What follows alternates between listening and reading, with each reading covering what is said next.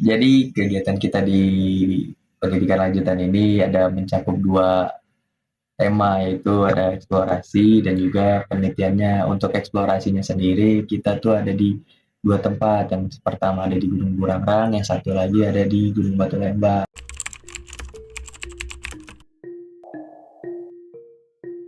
Di ujung utara Bandung, terdapat Gunung Batu Lembang, sebuah monolit yang mempesona dengan ketinggian 335 meter di atas permukaan laut.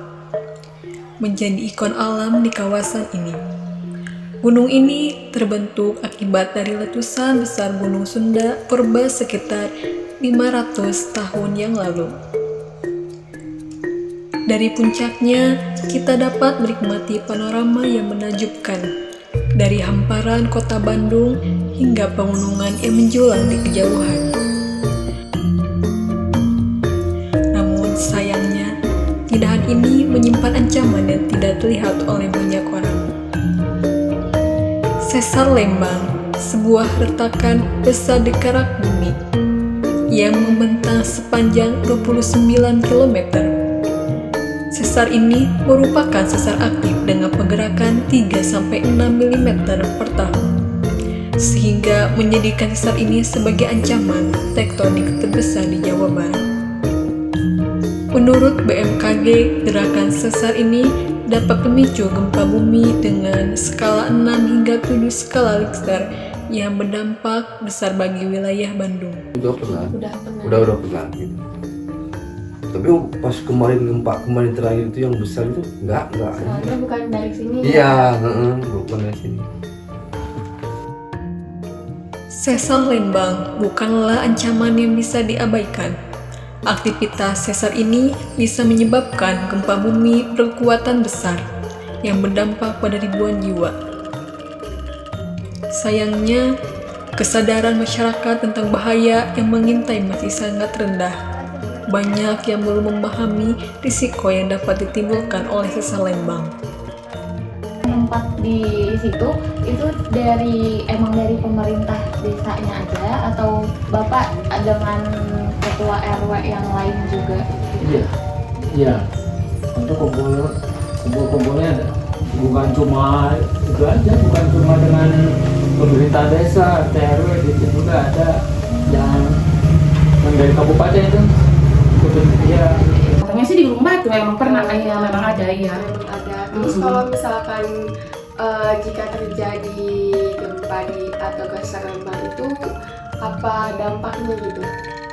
Apakah bentuk? Kalau cuma yang kalau untuk yang biasa-biasa aja masih enggak sampai, cuman ya kita aja yang ngerasain pas lagi duduk atau apa gitu, nggak ada alarm atau sirine apa enggak.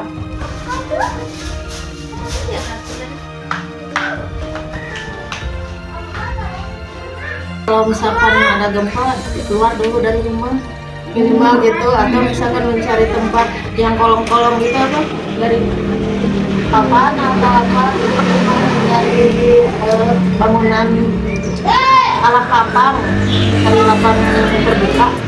Yang misalkan dari rumah cuma mitos, ada juga yang nyantai-nyantai aja, ada yang ngaco, ada yang Mengubah persepsi dan kebiasaan masyarakat bukanlah hal yang mudah. Banyak yang merasa bahwa gempa besar tidak akan terjadi dalam waktu dekat, atau bahkan tidak percaya bahwa bahaya itu nyata.